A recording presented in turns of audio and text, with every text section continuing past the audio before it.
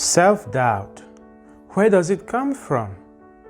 Why is it so powerful? How does it hinder you from achieving your dreams and living the life you deserve? I grew up as the last male in a household of 10 children.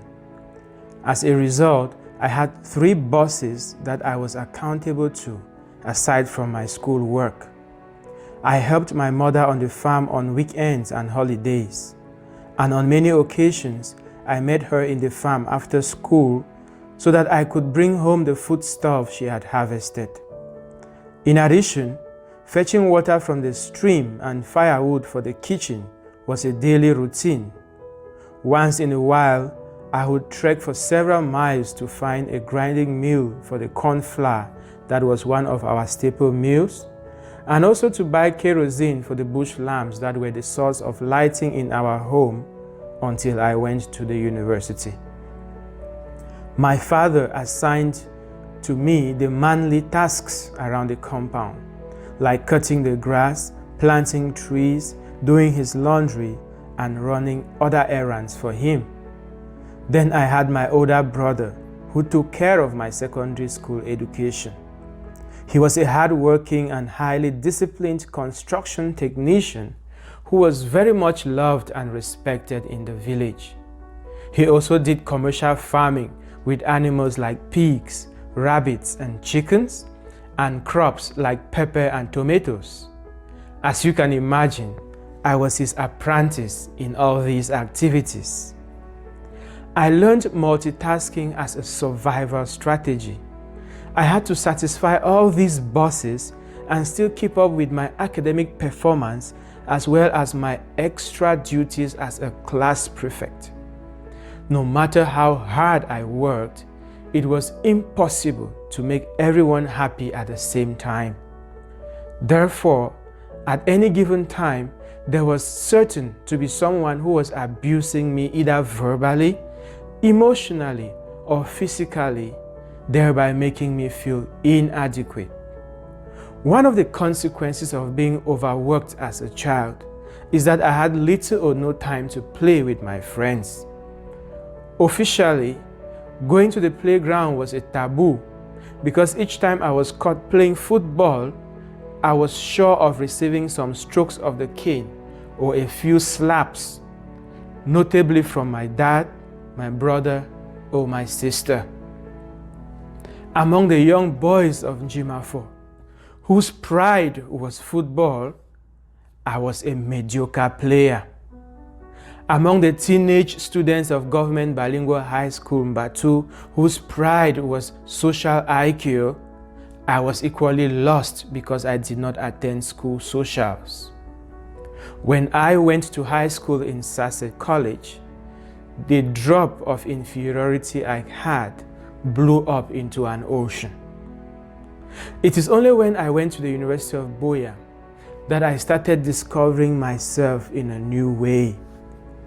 Firstly, it became clear to me that I wasn't passing examinations just because I was lucky and hardworking, but because I was actually a gifted person.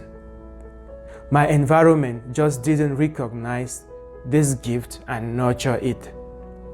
Secondly, the lonesome and always working lifestyle I had grown up with had cultivated in me 2 priceless powers: the ability to think critically and the ability to connect with people at a deep level.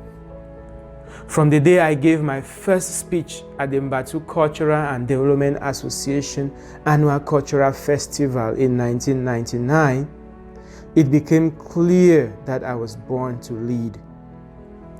From the day I read my first Sunday reflection from the pulpit of St. Charles Luanga Church in Moliko, Boya, it became clear that I was born to inspire.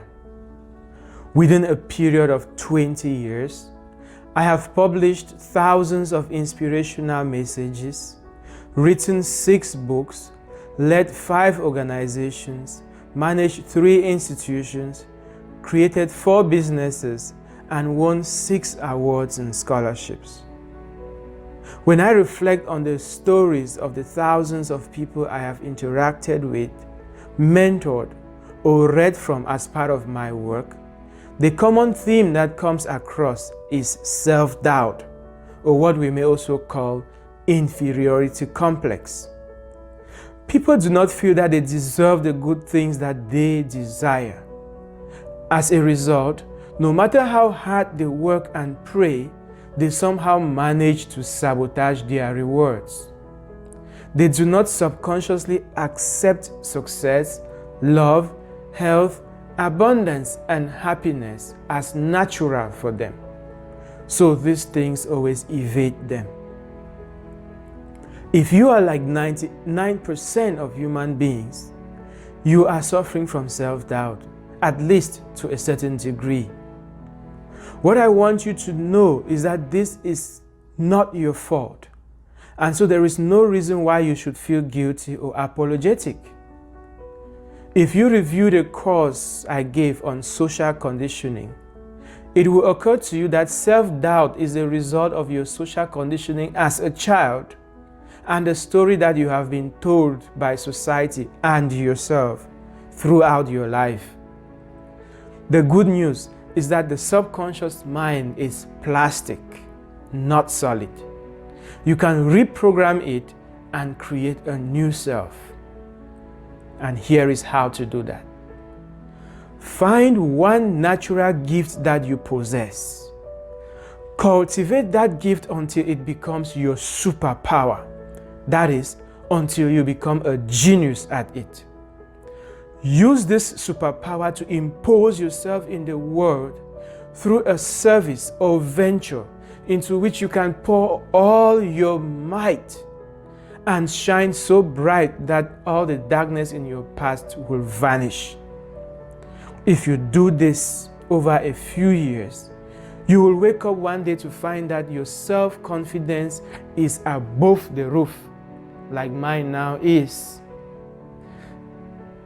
It is only in my 30s that I found out that I am actually a better dancer than most of my childhood friends and peers. That I have a higher social IQ than most of my childhood friends and peers. And that I am actually a better athlete than most of my childhood friends and peers.